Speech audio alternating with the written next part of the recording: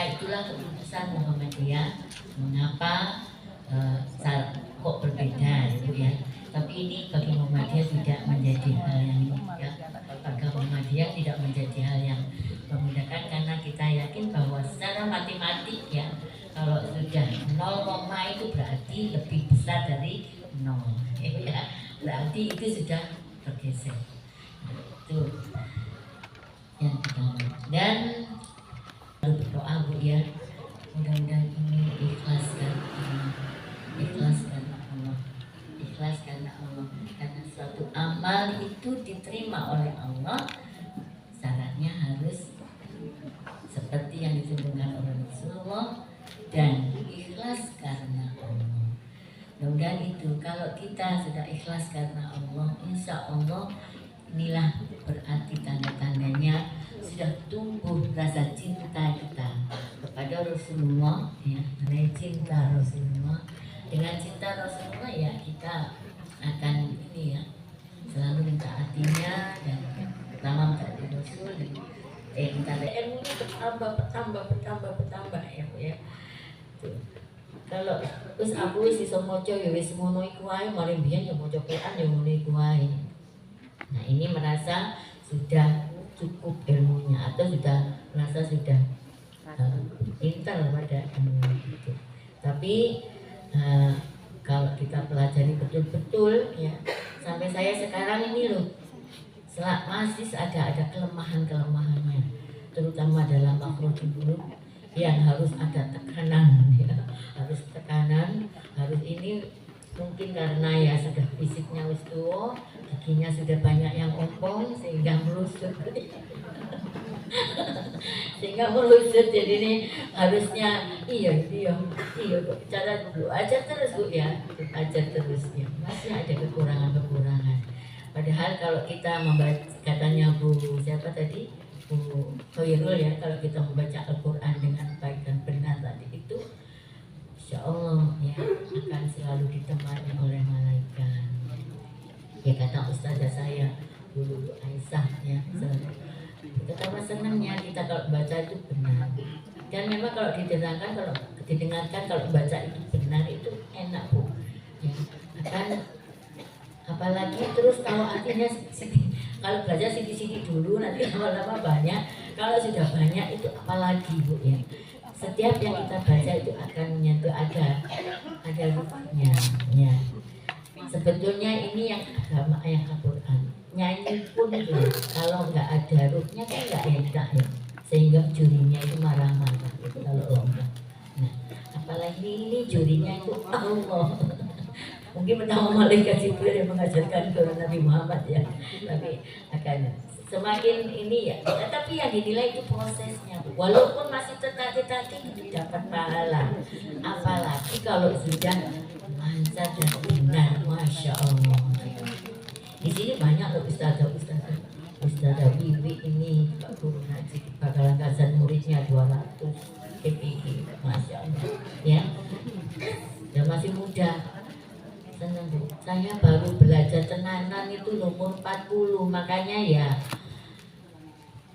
prosot aja, terus ketuaan. Makanya selagi masih muda jangan kejar gitu ya, Al-Quran. Karena itu yang juga sekarang banyak Bu ya di di YouTube yang lewat Sirotol Mustaqim itu.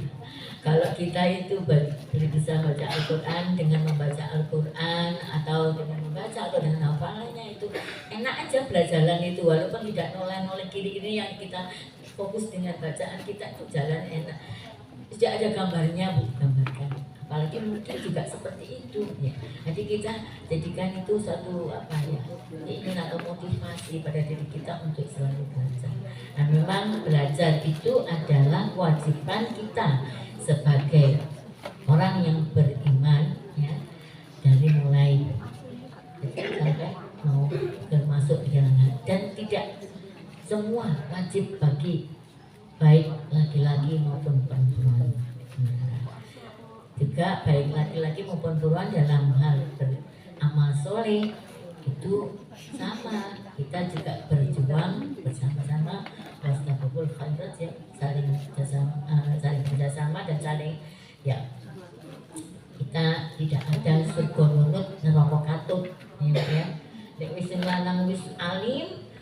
Terus kita masih gak belajar, kok kan ini itu apa ya? Ajaran mungkin zaman dulu ini ya apa kejawen atau apa itu sugonunut atau apa katut itu kalau mungkin kemuliaan dunia suaminya sugi istrinya yang mesti dapat tempat belanja. Tapi kalau ilmu terhadap Allah ini kita harus mencari sendiri-sendiri sampai akhir akan mulia dunia dan akhirat. Orang yang bersekolah ya, tidak harus formal, informal pun begitu tadi ya, bahwa kemuliaan itu tidak disasarkan atas apa tadi Bapak Ibu? Kemuliaan itu tidak didasarkan atas apa tuh? Al-Quran. Nanti kan disuruh apa aja kan aja percaya diri ya. Saya punya ya kalau secara informal, pendidikan formal kan nggak SMP. Tapi karena dia pandai baca Al-Quran dan benar disuruh jadi pembawa acara, yo acara enak itu, ya, disuruh enak, pembawa acara di Manteng ya kita, disuruh ngomong ini ya kita, karena ada rasa percaya diri ini juga, ya, itulah Ibu, monggo. Dan sekarang sudah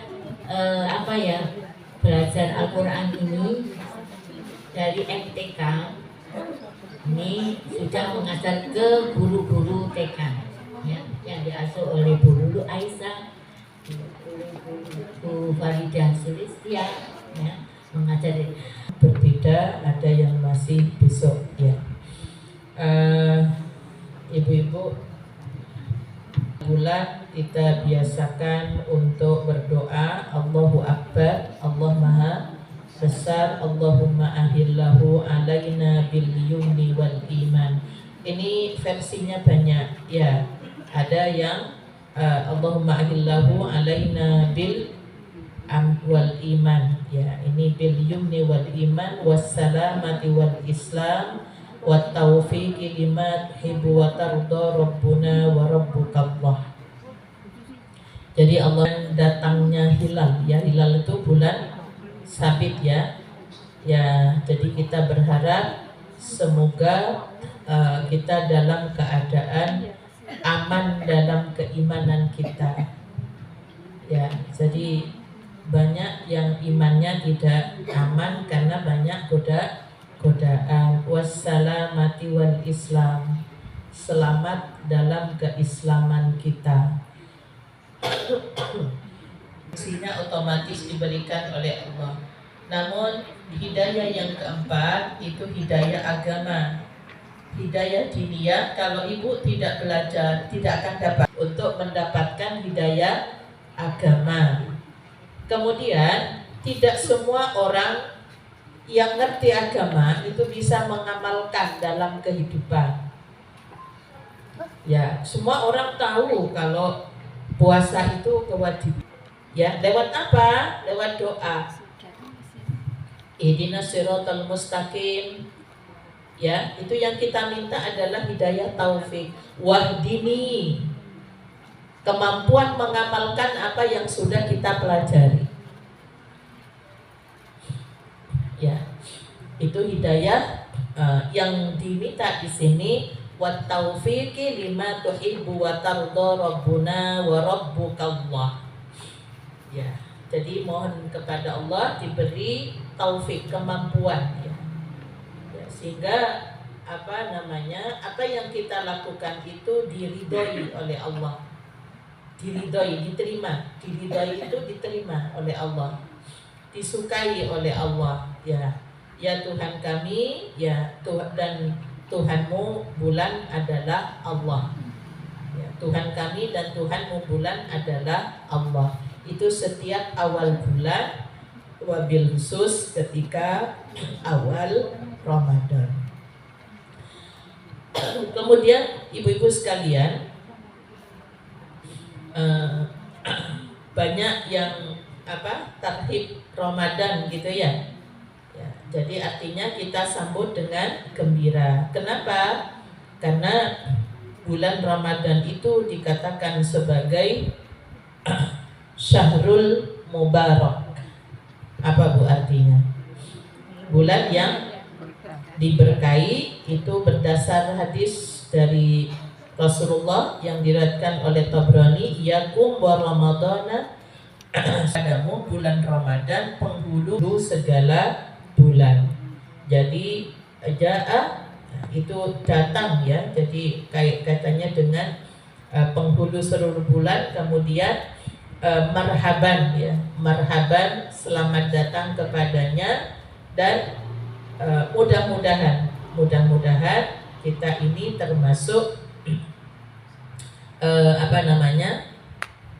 mudah-mudahan kita semua menjadi ahli keluarganya. Jadi ahli seperti Allahumma sallimni ila Ramadan wa sallim li Ramadan, itu kan menjadi keluarga. Jadi dekat ya, dekat dengan Ramadan.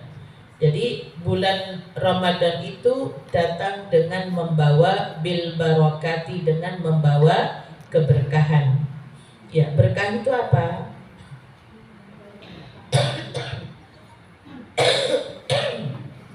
Yang loman ya Bu, kalau Ramadan. Yang asalnya masjid loman. Yang asalnya gak tahu nama masjid.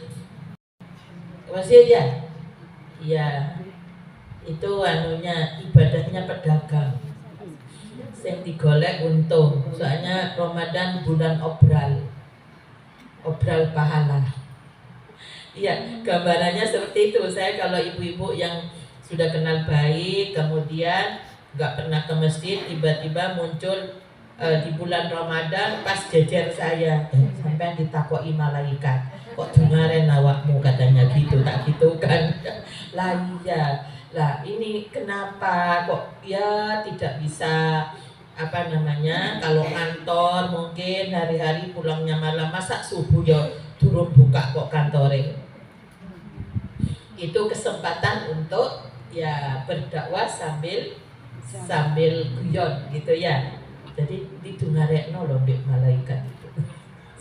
Ada yang lumayan pintar, kurang 2 minggu Ramadan sudah mulai rajin ketok ya. Kita hafal loh. Ya hafal, bagi yang rajin ke masjid itu hafal tanda-tandanya. Ini sudah Saban, saya yakin bisa 2 saf itu yang hadir ya. Soalnya nanti ini ujuk-ujuk Ramadan ambil burung ini didungarekno nanti. Ya, jadi itu ya ibu-ibu sekalian, penuh dengan keberkahan. Jadi maka alangkah mulianya ya, alangkah mulianya siapa? Min zaidin huwa atin. Jadi siapa yang mulia itu tamu yang akan datang itu. Jadi Ramadan itu adalah tamu. Tuan rumahnya siapa Ibu? Siapa tuan rumahnya? Kita. Kalau ada tamu, apa yang harus kita lakukan? Satu apa? Gubo. Kedua, lunggu. Ketiga, sugu. Disuguhi apa Bu tahun ini tamunya? Masa tahun kemarin rawon, sekarang rawon lagi. Padahal tamunya tetap loh. Tamunya tetap buruk mini.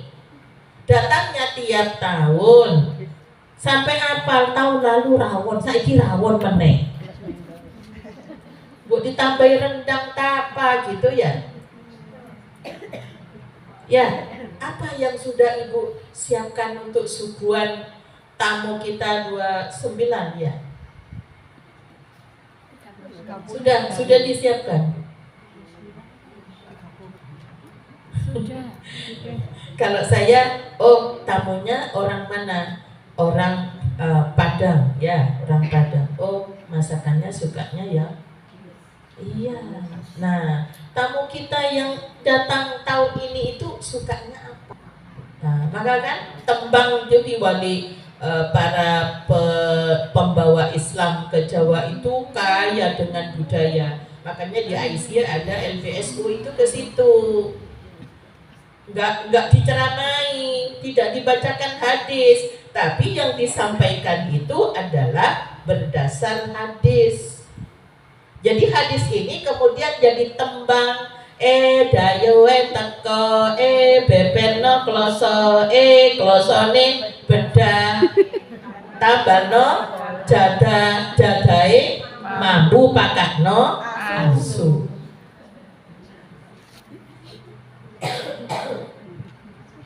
Jadi bukan hanya tembang itu diambil dari hadis ini.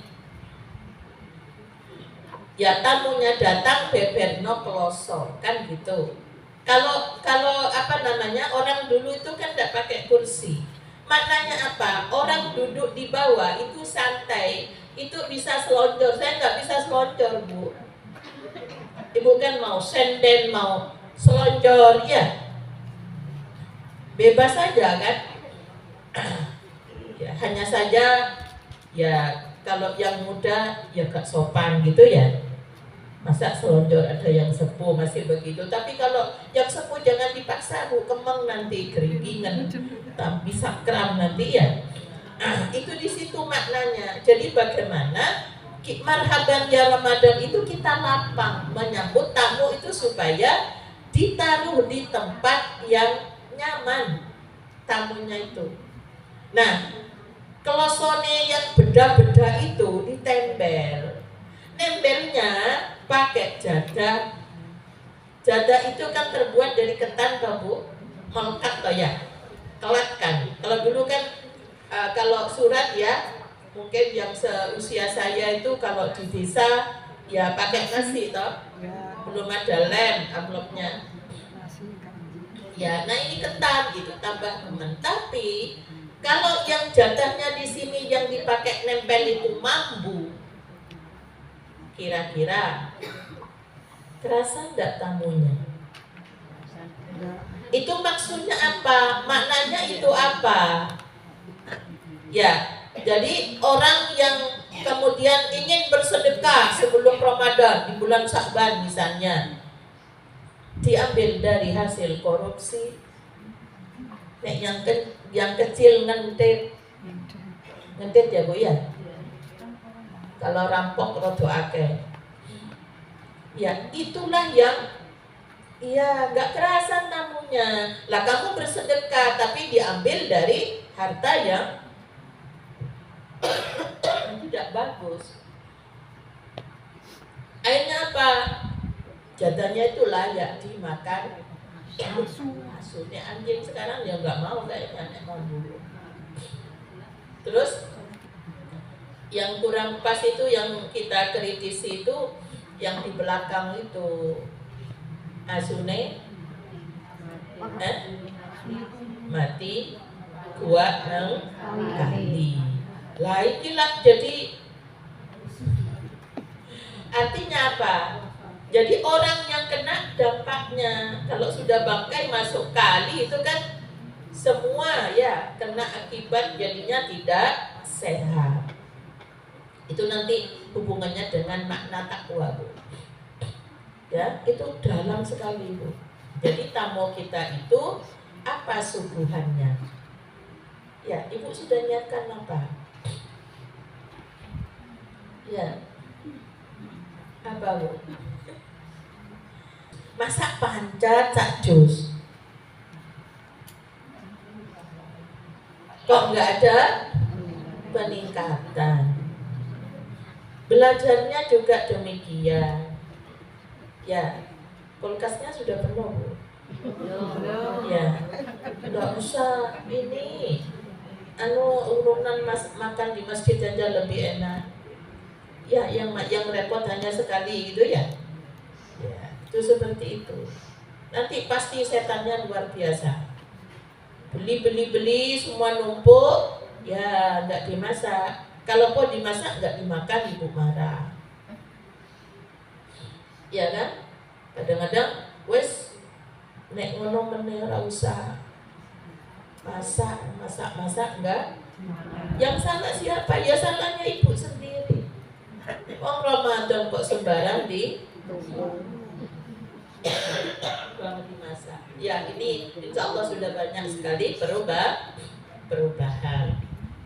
Kemudian keutamaan puasa Ramadan. Ada enggak bisa. Doa sudah. Qad ja'atkum syahrun mubarakun. Sungguh telah datang kepadamu bulan yang diberkahi ya. Di mana Allah mewajibkan di dalamnya iftaradallahu alaikum siyamahu untuk berpuasa. Ya, tahun keberapa Bu? Perintahnya puasa itu? Tahun kedua. Kedua Hijrah. Sebelumnya Rasulullah puasa apa Bu? Puasa apa? Kalau sholatnya tahun keberapa Ibu? Sholat 5 waktu itu tahun keberapa? Ya, nek cerita-cerita sama muridnya TK sama cucunya itu loh Bu. Tahun keberapa? Tahun kedua kenabian. Sebelum itu Rasulullah sholat apa Ibu? Sholat apa? Al-Muzammil loh ya. Sholat malam. Makanya sholat malam itu muakkadah yang tidak pernah Rasulullah tinggalkan. Walaupun beliau sakit, walaupun beliau musafir. Kalau puasanya apa? Kutiba alaikumusiyam kama kutiba alal ladina min qablikum la'allakum ya, puasanya orang-orang terdahulu. Orang sebelum Rasulullah itu puasa apa? Ayyam ma'dudat. Hari-hari yang ditentukan ya 3 hari tiap bulan itu. Ya, ayyamul bid. Itulah yang menjadi dasar asbabun nuzul turunnya surah Al-An'am ayat 160. Manja abil hasanati falahu asyru amsaliha. Siapa yang datang membawa kebaikan balasannya adalah 10 kali. Jadi kalau sehari Allah membentengi kita ini 3 sama dengan 10 hari. Kalau 2 hari 20 hari. Kalau 3 hari 30 hari. Ya, jadi puasa Yaumul Bid itu bukan hanya hadis, kalau lainnya hadis, tapi ayat. Ya, jangan makanya ibu-ibu ini perlu kalau buat acara, ini pas orang puasa Yaumul Bid, ojo acara makan-makan. Ya, di tempat saya di masjid kalau hari Minggu itu kan biasanya ada makan ya. Bapak-bapak kadang-kadang yang nggak biasa belum, kok nggak ada tehnya, kok tungaren ya. Ibu-ibu itu sudah punya kalender puasa kok makan-makan. Ya, itu di situ. Jadi sudah dikondisikan menjadi lingkungan yang jadi lama-lama saya ginikan ke ibu-ibu. Jenengan saya ngerajin Bu, kok suwi-suwi suamimu suapane ibu gak sungkanan. Ya, tetap izin tapi ngajari. Ya, itu di situ. Kenapa? Karena pada bulan purnama Ayyamul Bid itu ya di putih katanya itu tukang sihir, tukang dendam, semua dukun-dukun itu menguatkan ilmu hitamnya. Jadi kita disuruh membentengi dengan puasa. Jadi ini ada keluarganya yang depresi, yang gampang kemasukan, ya itu terapinya puasa 3 hari. Kalau Senin Kamis itu diangkatnya amal. Ya. Kemudian dibukakan pintu surga, ditutup pintunya neraka. Loh, wis ditutup kok sik mlebu. Ya apa caranya? Kayak kucing saya. Iki lewat ndi kok bukan kucing saya, kucing liar. Saya enggak soalnya kencingnya itu loh yang kayak ini. Sudah ditutup semua. Lewat mana ya? Dasar kucing ini. Yang susah itu kalau pipisnya di mana-mana itu, Bu, itu kan najis. Ya, orang pada Abu Hurairah itu ayahnya kucing. Itu perumpamaan.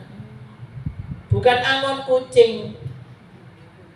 Ya, Abu Hurairah itu nempelnya dengan Rasulullah kayak kucing. Gelipet ikut terus kemana? Rasulullah. Ya, karena kan perawi hadis kan. Ya, itu di situ maksudnya. Ya, jadi tapi akhirnya diterjemahkan begitu. Nah ini, padahal surga sudah dibuka, kok gak gelem melebu gitu loh. Sama dengan apa? Waktu laku fihi abwabul jahil, kemudian apalagi setannya dibelenggu loh. Setannya kok si akeh ya bu? Dibelenggu loh si akeh maksiat, apalagi cul-culan. Kira-kira kenapa gitu? Padahal sudah dibelenggu oleh Allah. Yang membuka siapa? Ya kita sendiri. Di dalamnya fihi lailatul khairun min alfi syahrin. Ada malam yang lebih baik dari 1000 bulan. Maka barang siapa tidak berhasil memperoleh itu ya menjadi apa? Tidak ada manfaatnya sudah puasanya itu kalau nggak berhasil. Artinya kalau tidak berhasil membelenggu syaitan. Ya, jadi itu programnya kita. Kalau saya, apa programnya tahun ini adalah membelenggu setan. Caranya gimana? Ya, jangan ke toko-toko. Nanti mau infak nggak jadi, beli kudu. Ya, caranya begitu. Terus kita buka HP ngaji. Makanya ngajinya jangan pakai HP. Ya, HP itu hanya kebutuhan di jalan, Bu. Ya, Ibu baca Al-Quran, ada tas liweran, ada iklan, ya Bu ya. Saya dulu pernah ngaji hadis ya, masih muda, bahwa di akhir zaman itu setan itu dibeli kata Rasulullah. Saya sampai tanya sama Allah, ya raham Pak Yasin, maksudnya apa itu ya Pak? Ya, maka perbanyaklah kalian di masjid kata Rasul, karena setan kalian beli. Ya, setelah dipikir-pikir, yo temenan, kotak hitam itu dari TV, laptop sampai HP. Ya, coba Ibu lihat jumlahnya. Buka HP dengan baca Al-Quran lebih banyak mana? Jumlah waktunya. Dikeloni, dilus-lus tiap hari. Iya, saya kadang-kadang kalau perlu konsultasi ke saya, telepon aja Bu. Kalau WA saya mikir panjang nanti nulisnya. Nek salah dihapus lagi. Oh ini bahasanya nggak pas. Itu ngetek-ngetek waktu. Iya, kadang-kadang saya voice note direkam aja gitu ya. Nah, jadi ini ibu-ibu sekalian bahwa bagaimana setan itu kita belenggu. Nah, kita harus tahu pintu masuknya syaitan. Ada apa? Ya, musuh. Kalau musuh jangan dijadikan bestie, dikeloni pisan. Ya, itu syaitan. Jadi makanya Rasulullah lupa sholat itu pun saya sekarang sudah sering kali ini kalau tidak di minute. Caranya supaya nggak lupa apa? Pertama itu sebelum sholat aku mau baca surat apa, rakaat kedua baca apa. Itu supaya tidak lupa. Ya. Jadi ini. Nah, kita diperintahkan untuk memperlakukan setan itu sebagai musuh. Di surat Fatir ayat 6. Ya, inna syaitana lakum aduwwun fattakhiduhu aduwwa. Setan itu musuh bagimu, maka perlakukanlah dia sebagai musuh.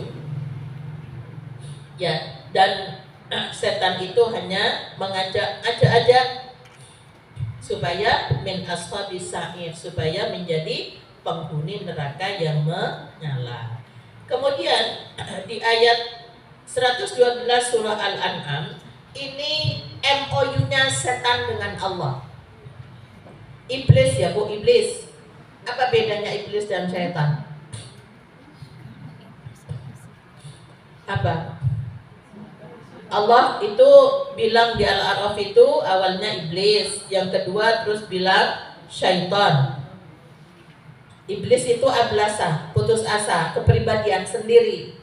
Ibu marah, ngomel-ngomel sendiri, itu iblis. Ya, nek wis ngajak-ngajak, nah, ojo cedek karo ibu-ibu megel notok ae.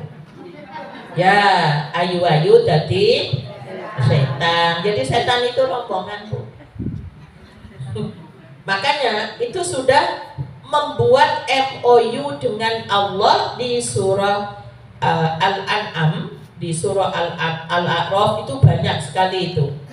Nah, kemudian wa kadzalika kan Allah mengusir iblis itu.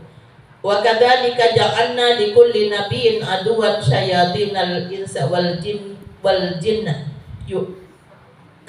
yuhi ba'duhum ila ba'din zurrufal qawli ghurura. Demikianlah untuk setiap nabi kami menjadikan musuh yang terdiri dari setan-setan manusia, ins dan jin. Minan aduwa syayatinal insi wal jin. Kalau sudah bilang ins itu setan manusia sing wis kelebonan jin. Ya, kalau insan itu sifat-sifat Allah. Yang kedua ada yang mengatakan Maria Kiptia itu tidak didatangi oleh Rasulullah. Loh, aku kan istrinya yang sah. Ya, istrinya yang lain ya itu senang. Kalau Rasulullah nggak datang ke sana kan peluang bersaingnya kan sedikit gitu loh. Ya, itu yang Maria Kiptia yang ibunya melahirkan anak yang bernama Ibrahim itu. Nah, kemudian ini sesumbernya setan di surah Al-A'raf dari ayat 11 itu Bu, itu sudah berdialog dengan Allah. Ya, kemudian apa? Karena ya Allah.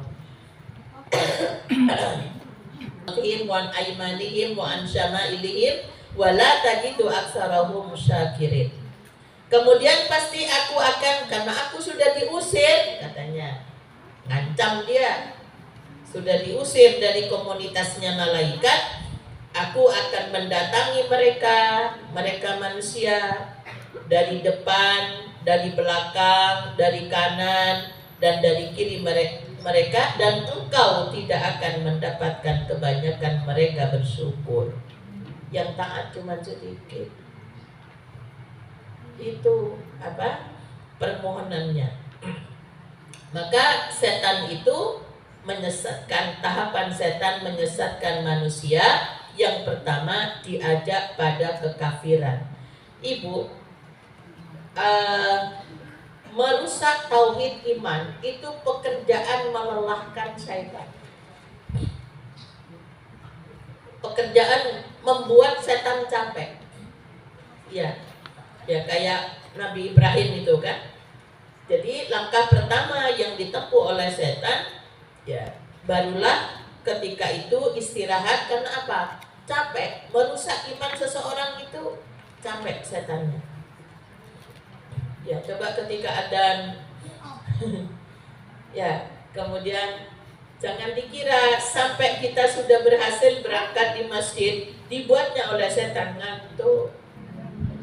Ya, dia yang nggak akan berhenti. Malah kalau sudah ngantuk, a'udzubillahi, ya jangan bilang astagfirullah. Cara ngusirnya dengan ta'awud. Ya, setelah berhasil dia memasuki langkah yang kedua, yaitu diajak pada perbuatan bid'ah. nambah-nambah dalam urusan ibadah. Sing ono salat nisfu Sya'ban, yang ada apalagi salat apa itu Lembu di 10 yang terakhir, ya salat taubah, salat, tapi salat malamnya tidak dimaksimalkan. Ya itu, dan itu paling sulit loh Bu, mengeluarkan setan pada ahli bid'ah. Mohon maaf, biar ibu-ibu Aisyah itu mengerti, bid'ah itu tambahan, perubahan dalam urusan ibadah, bukan di akidah, bukan di akhlak. Ya, tapi mengada-ngada dalam urusan ibadah. Dan itu susah, lebih susah lagi. Kenapa? Mereka merasa melakukan kebenaran, termasuk mujoiki. Ya, padahal di situ puncak ayamul bid. Dibilang bid'ah. Kalau di Muhammadiyah, bid'ah itu hanya tambahan pada urusan ibadah. Kalau akidah, syirik. Ya, jadi bukan bid'ah. Maka jadi orang. Yang kedua, membahayakan orang lain. Karena apa? Diikuti. Apalagi terus di situ pimpinan, ustadz diikuti salah nanti. Ya, ini banyak sekali pertanyaan-pertanyaan yang kalau di masyarakat itu ya. Ya, jadi ikut-ikutan yang tidak ada tuntunannya. Ya, sholat ini, tapi sholat yang berbuat bid'ah akan sulit sadar untuk taubat. Kenapa? Karena merasa amalannya sudah benar. Ngasih tahu orang yang merasa benar itu susah. Dan bid'ah itu adalah menyelisih ajaran Rasulullah karena mereka menambah dan merubah. Padahal ibadah maqdha itu sifatnya tauqifi. Sudah apa Bu? Ada pakemnya. Ya, jadi tidak boleh dirubah. Makanya kalau di Baitul Arqam itu ada Masailul Khamsah, itu bedakan antara agama, dunia, ibadah, sabilullah, bukan sabilillah. Kalau sabilillah pakai fi sabilillah. Kalau nggak ada fi-nya, sabilullah. Lah kok sabilullah? Iya, karena nggak ada fi-nya di Masailul Khamsah. Kemudian ada qiyas. Nah, langkah yang ketiga, ya diajak untuk melakukan dosa besar. Banyak toh ahli ibadah, balik haji, balik umroh, tapi selingkuh ya. Kalau nikah kan sih positif. Malang itu tinggi loh Bu, angka bunuh diri tinggi, angka selingkuh tinggi. Ini PR kita loh, kayaknya dianggap apa ya, ya Allah, apa namanya, ya selingkuh itu kalau sudah nikah ya masih nikahnya siri ya, tapi jangan rahasia. Melakukan dosa besar. Ya, korupsi, Kak Popo itu oleh kok. Nah nanti kalau nggak ikut kita itu dipecat. Nah itu kan begitu. Jadi rombongan. Ya. Alhamdulillah saya mimpin Aisyah sudah 3 tahun di wilayah, belum pernah dapat bantuan pemerintah provinsi. Katanya ibu-ibu yang tahun ini dicoret Aisyah tidak pernah dapat. Ya, asalnya dijanjikan, payah pernah sampai jam 11 malam. 11 malam memperbaiki itu loh Bu, ini lagi ya. Walaupun bantuan itu yang dibenarkan. Sudah, saya gitu aja. Ya. Masuk dosa kecil enggak? Allah contoh ya, contoh. Kulu wasrabu wala tusrifu. Ya, ada halalan thayyibah, nggak pakai wa loh ya. Thayyibah.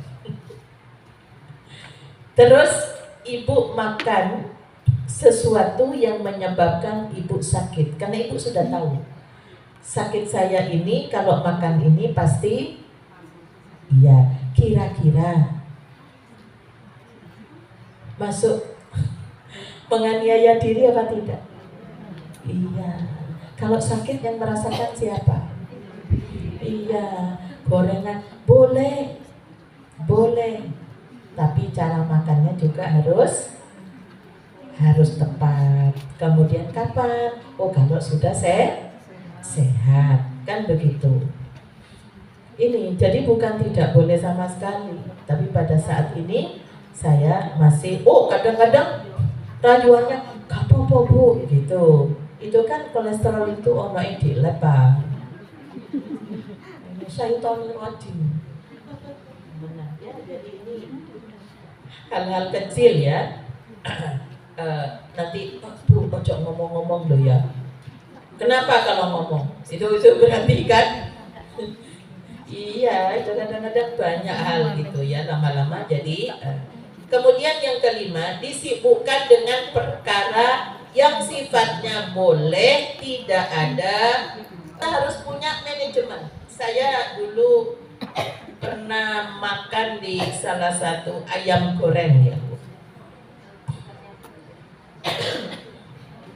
Ya, jadi dia punya target maksimal 100. Walaupun ada orang pesan, itu nggak boleh menerima. Ya, kadang sudah masuk ini kemana? Wes ini, kare loro digawe rame-rame aja. Gak usah gaya oleh-oleh. Berarti kan orang punya apa? Satu, ukuran orang bekerja itu hanya 100 dalam sehari dengan karyawan sekian. Itu berarti punya perhitungan. Nah ini kadang enggak. Mumpung kok ono pesanan kue itu 100 toples sih, mau diminta besok. Iya, itu caranya setan. Nanti dorong mari teko meneh pesanan 200. Iya, itu loh Bu. Jangan enak-enak itu. A'udzubillahi minasyaitonir. Ya apa dilulu, dihujat terus oleh setan. Besok lusanya 300 toples. Akhirnya jelang Ramadan Lailatul Qadar gak iso nang masjid. Pesanannya banyak. Ya. Ibu coba dari kita sendiri sebagai konsumen. Itu jauh sebelumnya. Ya, jauh sebelumnya. Jajan dan macam-macam. Tapi kasihan yang buat jajan, biar buatnya nggak banyak-banyak. Apa kayak duit air. Ya, lebih karena kadang-kadang ngumpuk, kadang-kadang kebuang gitu ya Bu ya. Bu diganti apa? Lauk untuk hari raya gitu loh. Jadi ada yang seperti itu. Ini boleh, tapi setan masuk di situ.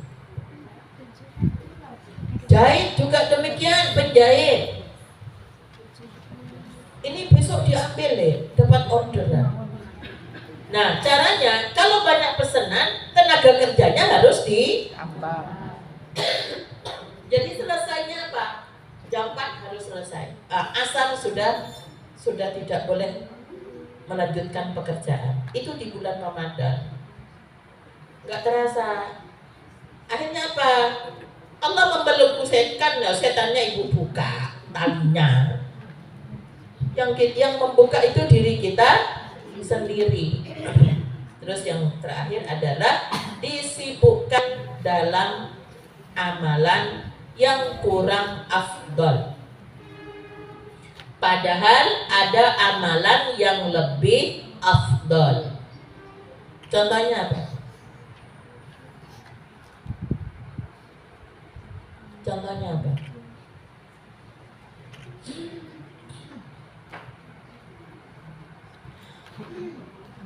Tapi kita sibuk dengan yang tidak afdol.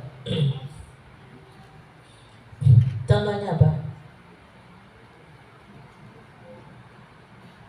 Ya, kayaknya menolong sesama manusia, gitu ya. Menolong sesama manusia. Ada pesanan nanti sore itu untuk iftar. Kalau takjil itu bersegera, artinya Bu, iftar itu ya berbuka itu. Berapa? 200 kotak. Ya. Itu menolong, bagus. Bagus. Tapi ada majelis ilmu yang lebih afdal, yang nilainya lebih tinggi dari 100 kali sholat sunnah, kita nggak datang. Makanya saya minta di awal itu saya teko akeh biasanya. Wis geri-geri masuk. Iya. Jadi majelis ilmu itu lebih tinggi. Ya. Jadi apa? Karena amal yang tidak berdasarkan ilmu, ibu mau dagang, tidak punya ilmu tentang teori berdagang,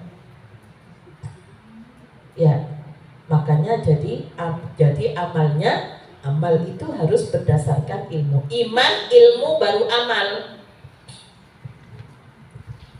Ya, itu ya Bu ya. Jadi kita harus yang prioritas yang mana, yang harus kita dahulukan. Ya, Rasulullah sampai begini, salat duhur habis itu melayani orang yang pada datang untuk meminta jatah. Jatah apa? Jatah dana ini ghanimah, pembagian harta rampasan perang, jatah zakat bagi yang 8 mustahik itu. Akhirnya apa? Rasulullah mendahulukan, tidak mendahulukan ba'diyah duhur loh. Tidak mendahulukan. Jadi kalau sudah wajib, menuntut ilmu itu wajib. Jadi harus di atasnya urusan manusia. Nah, kepada Allah salat wajib itu jangan disambi dengan yang lain. Ya, Rasulullah sampai tidak ba'diyah duhur. Setelah itu sampai masuk waktu asar. Kemudian Rasulullah sholat, pulang di rumah. Waktu itu gilirannya Sofia. Insya Allah gitu, mudah-mudahan saya tidak lupa. Giliran Rasulullah pulang di istri yang bernama Sofia. Rasulullah sholat, ditegur setelah selesai sholat oleh istrinya. Ya Rasul, bukankah setelah asar itu nggak ada sholat sunnah? Oh iya, saya tadi tidak ba'diyah duhur. Jadi intinya ini melakukan dengan niat ba'diyah duhur. Apa boleh? Ya boleh, Rasulullah ada contohnya. Ya, jadi begitu ya Bu ya, kalau kita di tempat kecuali perjalanan. Jadi Rasulullah mengutamakan apa? Yang sunat mengutamakan urusan kemanusiaan karena dia butuh uang itu. Nah, jadi ini kita harus tahu ilmunya yang berkaitan dengan skala prioritas ya. Oke, langsung ke depan lagi Pak. Psikis. Ya. Yang pertama adalah membentuk sikap hidup takwa yang menjadi tujuan puasa. Nah, takwa itu apa? Ayat taqiyal insanu ma yaghdabu rabbuhu. Seseorang yang mampu memelihara apa yang menyebabkan Tuhannya marah. Jadi takwa itu dari kata waqayaki wiqayatan, artinya memelihara. Memelihara hal-hal yang menyebabkan Tuhannya marah. Ya, maghdub itu marah Bu. Ghadab. Nah, kapan Tuhannya marah? wa ma fihi dararun li nafsihi au idrarun li ghairihi. Ya, pada saat kita merugikan diri kita sendiri dan merugikan orang lain. Contohnya merugikan diri apa? Tidak sahur. Ya, tidak sahur. Kalau tidak sahur, ya kuat memang karena masih muda. Yang muda-muda lebih baik tidur daripada harus bangun sahur. Ya, dalam hadis yang diriwayatkan Ahmad, tasahharu, sahurlah kamu karena pada sahur itu ada barokah. Ada barokah. Janganlah kamu tinggalkan walaupun seteguk air. Sesungguhnya Allah dan para malaikat merestui dan mendoakan orang-orang yang sahur. Nah, enggak sahur, enggak entuk aminnya malah malaikat. Makanya makan sahurnya itu yang merangsang ya Bu, merangsang untuk tertarik untuk bangun untuk makan, apalagi masih anak-anak. Biasanya kalau di masjid kan hanya 10 terakhir ada sahur. Ya, itu harus ini. Kenapa? Karena juga berkaitan dengan kekuatan fisiknya. Ya, ini doanya malaikat, aminnya loh Bu. Allah juga menyanjungnya. Ya, jadi di situ. Nah, ini kalau tidak sahur, menyiksa dirinya sendiri. Kapan? Ya ke depan. Ya, nanti kan habis jatahnya yang persediaan itu, kemudian ngambil di cadangan-cadangan yang lain, akhirnya jadi rusak. Makan kolak, santan lagi, ada apa salak. Ya, sudah buah ya dimakan buah. Kayaknya bumbu rujak itu loh wis enak tuh, diiris. Ya, di jus masih pakai gula lagi. Ya, coba gulanya dari buah yang manis itu. Sebenarnya ya bagus kalau masih gigi nggak ada masalah itu bagus dimakan langsung. Ya, kurma. Nah, mencelakai orang lain. Ibu masak biar enak sotonya, untuk ini wah dikasih ya enggak macam-macam lah. Yang itu membuat orang sakit. Coba kalau masak untuk orang lain, itu kita seakan-akan itu dimakan diri kita sendiri. Insya Allah selamat. Kora-kora aja ya Bu ya. Untuk orang banyak, ya Allah sambil pikir, mudah-mudahan kalau ada yang pakai itu tadi ada penyakit menularnya, semoga Engkau hilangkan ya Allah. Itu sederhana loh kora-kora, tapi punya nilai. Kemudian membangun kepercayaan diri. Ya, jadi kaitannya dengan psikisnya, mengurangi tekanan jiwa. Ya, stres itu banyak yang sekarang yang sudah depresi ya. Kalau stres itu masih menjaga kesehatan emosional, mengelola emosi. Ya, emosi itu dibutuhkan ya Bu. Ya, Ibu kalau nggak punya emosi ya nggak bisa belajar, nggak bisa datang ke majelis ilmu. Tapi bagaimana dikelola? Kalau kita melampiaskan, kalau saya kalau marah sih, yang lain diam ya aku tak marah. Karena kadang-kadang butuh ventilasi. Tolong nggak usah dikomen, nanti komennya setelah selesai. Saya tanya kadang-kadang, kenapa ibu tadi marah? Kalau anak kecil, ya ibu guru jangan diomeli. Yang ditangkap anak kecil itu suara ibu, bukan isi pesannya. Bu diomeli panjang lebar kali, panjang tinggi kali, nggak didengar. Yang didengar adalah nada suaranya ibu. Kalau tinggi itu marah-marah, itu yang direkam. Memorinya anak itu kan ibu kan juga panjang lebar. Ya, jadi bekasnya itu di situ. Menajamkan mata hati dan intuisi. Jadi kepekaan, apalagi kalau malam berangkat mau ke subuh, ibu berdoa, Allahumma ij'al fi qalbi nura wa fi sam'i nura wa fi basari nura wa an yamini nura wa an shimali nura.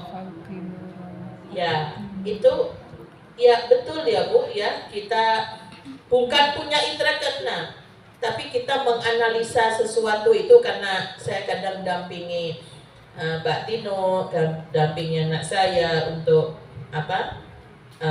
yang konsolasi itu. Jadi ketajaman menganalisa, oh ini masalahnya kayaknya ini yang harus diteliti. Ya, ini ketajaman kepekaan itu akan diberi oleh Allah. Memupuk kebersamaan, melatih kepekaan sosial. Itu fungsinya puasa. Fungsinya puasa, ibu nggak makan siang toh, merasakan lapar nah? Ya, merasakan lapar. Orang kalau nggak makan itu seperti apa? Kan begitu Bu. Nah terus setelah merasakan lapar, gerakannya apa? Gerakan apa? Jadi kalau hanya merasakan aja, aisyah itu gerakan. Iya, ibu-ibu sudah nyelengi jatah makan siangnya berapa? Sudah tertib nggak? Kalau di bulan Ramadan keluarga makan 3 kali sehari, ya Bu ya.